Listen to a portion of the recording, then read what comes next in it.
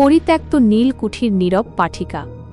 শহর থেকে অনেক দূরে ঘন জঙ্গলের ধারে পড়ে আছে এক পুরনো প্রাসাদ। লোকে তাকে বলত নীল কুঠি। কুঠিটা প্রায় ১০০ বছর ধরে পরিত্যক্ত। এর পাশ দিয়ে যাওয়ার কোনো রাস্তাও ছিল না। মানুষের যাতায়াত তো দূর, এমনকি দিনের আলোতেও কেউ সাহস করে কুঠির কাছাকাছি আসত না। লোকজনের বিশ্বাস ছিল এর ভেতরে অভিশাপ বাসা বেঁধে আছে। একদিন অরুণিমা নামের এক তরুণী প্রত্নতত্ত্বের ছাত্রী সেই অভিশাপের গল্প অগ্রাহ্য করে গবেষণার জন্য সেখানে পৌঁছাল। সে বিশ্বাস করত কুঠির ভেতরে পুরনো দিনের মূল্যবান নথিপত্র থাকতে পারে। বিশাল প্রাসাদটির ভেতরে প্রবেশ করার পর সব জায়গায় নীরবতা আর ধুলোর পুরো আস্তরণ দেখতে পেল অরুণিমা। হঠাৎ একটি ভাঙা গ্রন্থাগারের ঘরে সে এক অদ্ভুত দৃশ্য দেখল। ঘরের কোণে ভাঙা জানালার আবছা আলোয় একটি ছোট্ট মেয়ে শান্তভাবে বসে আছে। মেয়েটির পরনে ছিল মলিন সাদা ফ্রক।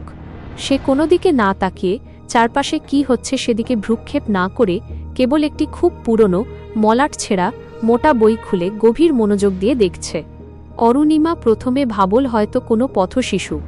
সে কাছে গিয়ে ফিসফিস করে জিজ্ঞেস করল, এই তুমি কে? এখানে একা বসে কি করছো? মেয়েটি কোনো উত্তর দিল না। সে শুধু তার আঙুল দিয়ে বইয়ের পাতাগুলো এমনভাবে উল্টে যাচ্ছিল যেন সে খুবই গুরুত্বপূর্ণ কিছু পড়ছিল। তার চোখে মুখে এক অদ্ভুত শূন্যতা।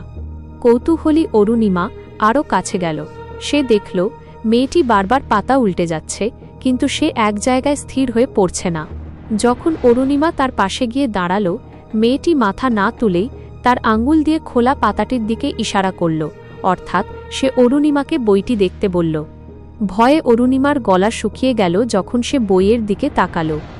সে দেখল মেয়েটি যে পাতাগুলো এত মনোযোগ দিয়ে দেখছে সেই পাতাগুলো সম্পূর্ণ খালি, তাতে একটি অক্ষরও লেখা নেই।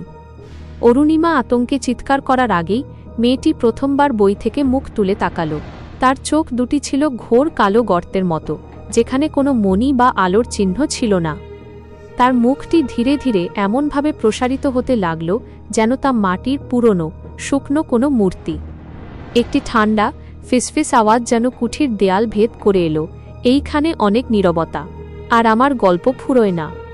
পরের দিন ভোরে স্থানীয় কাঠুরিয়ারা অরুণিমাকে কুঠির বাইরের জঙ্গলে অজ্ঞান অবস্থায় খুঁজে পায়।